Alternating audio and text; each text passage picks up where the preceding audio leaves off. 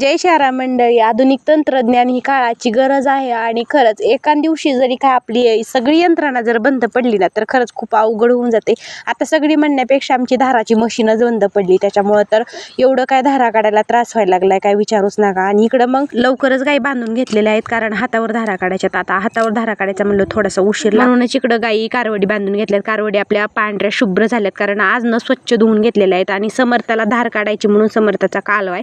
समर्था म्हणतो कसा बादली आणा धार काढायची, त्याला नुसतं बादली आण म्हणून तर पटकन पळतून बादली घेऊन येतो धार काढायला. आणि इकडं मग माझ्या हातावरच्या धारा चालू झालेल्या आहेत.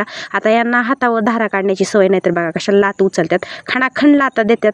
कसं तरी आवरून सावरून त्यांना बादली चोरून ठेवावं लागते, नाहीतर काय नाही. एखादी लात बसली की पटकन दूध सगळं सांडते. आणि काय असते, एखादी गाईला भाला बांधायचा सवय नसते आणि त्याच्यामुळं भाला बांधला की एवढ्या दोन्ही पायानं उड्या आणतात. त्याच्यामुळे हिजा काय मी भाला घातलेला नव्हता आणि त्याच्यामुळे ती आज चांगली फटाफट लाता दिली.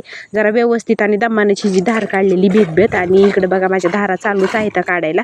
ह्यांनी 2-4 गायच्या काढलेल्या आहेत आणि मी 2-4 गायच्या काढलेल्या आहेत. आणि इकडे धाराही काढून झालेल्या होत्या. छान असं खुराक ही सगळ्या जनावरांना ठेवून घेतलेलं होतं. दिवस ही मावळलेला होता. छान असा सनसेट आहे बघा. इकडे श्रेयानं आमच्यासाठी गोट्यावर पाणी आणलेलं होतं, कारण धारा काढून तिच्या पप्पाची ताण लागली होती. म्हणजे येताना श्रेया पाणी आणा. तिनं पप्पाला पाणीही दिलं आणि आजीला फोन केला की भट्टी पेटू घाला. आम्ही घरी यायला लागला. चला भेटू नेक्स्ट व्हिडिओ.